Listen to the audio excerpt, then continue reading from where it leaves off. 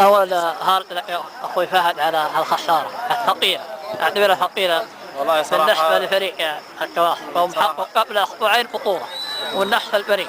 نعم. ما هي أهم أسباب خسارة الفريق؟ والله شيء كرة القدم انك معرض للهزيمة، زي ما انت انك مرشح فوز ممكن مرشح الهزيمة، صحيح انها ثقيلة على خواسر بطل الربيع ينبع، لكن الاسباب اللي ادت الى النتيجة الثقيلة هذه، انا اعتقد انه اول سبب الملعب، وردية الملعب ما معتاد على فريق الكواسر بحكم صغر الحجم الملعب. حلو، هذه نقطة. النقطة الثانية قرارات الحكم. حلو، في كرة القدم ثلاث اشياء تغير النتيجة: انك تلغي هدف، او ما تحسب بلنتي، او طرد.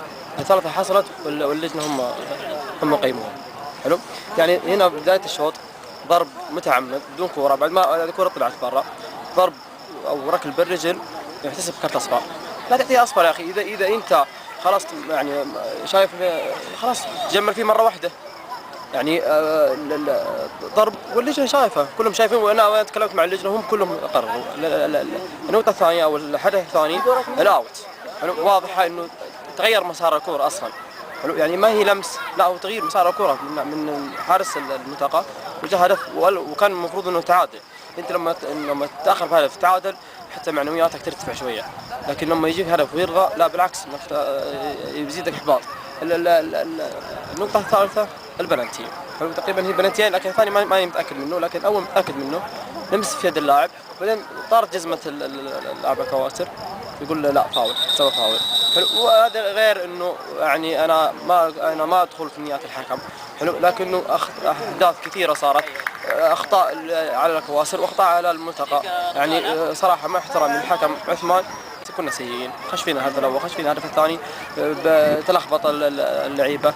حلو، حاولنا نعدل ما قدرنا، لكنه انا اقول لك انه ارضيه ملعب اول شيء، والشيء الثاني الحكم. حلو، احنا ما نبغى اي شيء. لماذا انا شايف مصطلح على الحكم؟ لين كل فريق يحصل راح يقول الحكم. لا انا فعلا استاذ فهد في الملعب، خلي التحكيم على جنب. لا احنا كنا سيئين، فريق الأم احنا كنا سيئين في الملعب، هذا شيء اكيد. احنا كنا سيئين، او ما كنا سيئين ما ناخذ الخمس اهداف مهما كانت. حلو، لكنه يعني انت لما يكون الحكم يعني بثلاث اشياء تغير في مسار المباراه، حلو، اللي هي البلنتي والطرد والهدف.